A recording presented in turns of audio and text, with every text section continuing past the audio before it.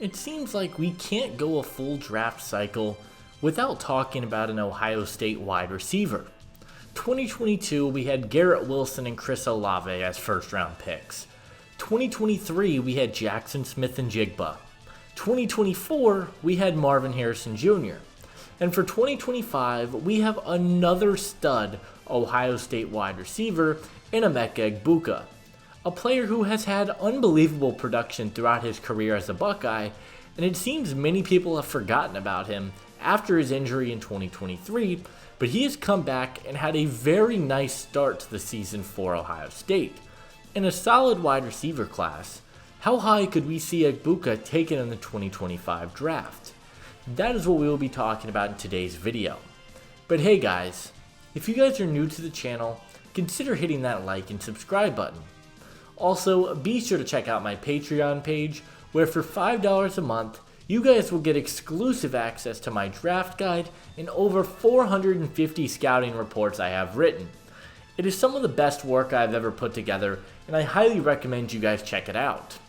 Leave a like, and let me know in the comments which players you guys want to see a video on in the future, and without further ado, let's take a closer look at Emeka Egbuka. Egbuka battled injuries in 2023, and I think a lot of people wrote him off. Coming off an incredible 2022 season, there were a lot of expectations on the year, and people thought he was going to be wide receiver 2 in the 2024 draft, but he kind of fell flat. He finished the 2023 season with 41 receptions, 514 yards, and 4 touchdowns. It was a bit disappointing given the hype, and he had unfinished business and decided to come back to school for the 2024 season, where he has had a super solid start on the year. He already has 21 receptions for 362 yards and 2 touchdowns, and he just looks more explosive than he did last season, and the potential is definitely there, and he has started to shoot back up draft boards once again. One of my favorite things about Egbuka is his ability to find the soft spots in zone coverage. He is such a smart football player, and he just seems to always know where and how to position himself in order to get the football. It seemed like time after time he got open in zone coverage, and he has really solid hands as well to secure the catch, which I really like to see. Another thing he does extremely well is he is an exceptional route runner. He sells his routes incredibly and does a very nice job of combining route concepts. He has run a plethora of routes in his time at Ohio State, but he thrives in the short to intermediate crossing routes and has really great footwork to get open across the middle of the field. Egbuka also does an awesome job after the catch. Now that he is fully healthy again, we have gotten to see his athleticism on full display, and he shows exceptional burst and quickness as well as good contact balance to be a very solid receiver after the catch. He always had this in his game, but it feels like his speed and burst have improved this season, even from where they were in 2022. He has 240 yards after the catch already in the 2024 season, and he looks super explosive. The final area that has gotten so much better for Egbuka throughout his career is his run blocking. Coming into the year, I thought he was a damn near liability as a blocker, but he has shown incredible strides in this department. He is incredibly strong and also has very good hand placement as well, and NFL teams are looking for receivers that are willing to do the dirty work and help in the run game, and Egbuka checks that box.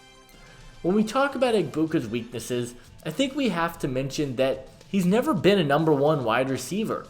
He has always played second fiddle to another great Ohio State player, whether that be Marv or JSN. This year it's Jeremiah Smith. I think teams might worry that he's never taken that leap as a true number 1 alpha receiver, and that may cause him to slip in the draft. The other concern I have is his abilities against man coverage. Yes, he's a great route runner, but he doesn't generate a lot of separation, and he doesn't do an amazing job of getting open against man coverage. I'm not sure what the exact reasoning is, but he just struggled to separate and win one-on-one. Only 72 of his receiving yards have come against man coverage this year. That is over 250 yards only against zone. He just struggles to find ways to get open. He also really struggles against press coverage, and he's just not the most physical wide receiver in the world, doesn't have a great release package, and he's got only a 46% contested catch rate in his career, and I just have a lot of concerns in this area. He also has taken a majority of his snaps in his career from the slot. I think that's where he's going to translate to the NFL level, and we've seen over the last few years, primarily slot receivers do tend to fall a little bit in the draft. Emeka Egbuka is healthy, and he's balling out yet again for Ohio State. He has great hands, yard after catch abilities, and is a great route runner. But with injury concerns against man coverage, and the fact he's always been a number 2, I have my fair share of concerns with Egbuka. He's still a great player, and I think he's going to have a really great role in the NFL, but he is my number 7 wide receiver in the draft class. I just think there are more complete players in this class at the wide receiver position who offer a little bit more upside. Egbuka is my number 47 overall player in the draft class. In terms of a scheme fit, Egbuka works best as a primary slot receiver. He works best in the short to intermediate areas of the field. He is a very smart and nuanced route runner, and that is where he has seen most of his success in his collegiate career. I think it's a no-brainer that he plays slot at the NFL level, whether that be in a heavy air raid offense or a heavy rushing attack. I think he's going to be a very good slot receiver. I know a lot of people won't love the player comparison because we're all prisoners of the moment, and this is a guy who hasn't been incredibly productive over the last few seasons, primarily due to injuries, but Egbuka reminds me a ton of a prime Juju Smith-Schuster. Juju was a fantastic route runner who did most of his damage from the slot. He had reliable hands, was good after the catch, but it always felt like he was missing something in his game in terms of separating and emerging as a true number 1 weapon.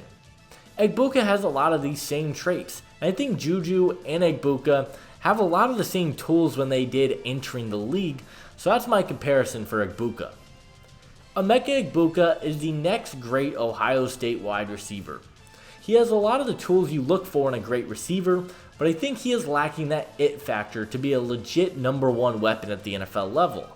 It is amazing to see him healthy again, and I ultimately believe that Emeka Egbuka will be a top 50 pick in the 2025 NFL Draft.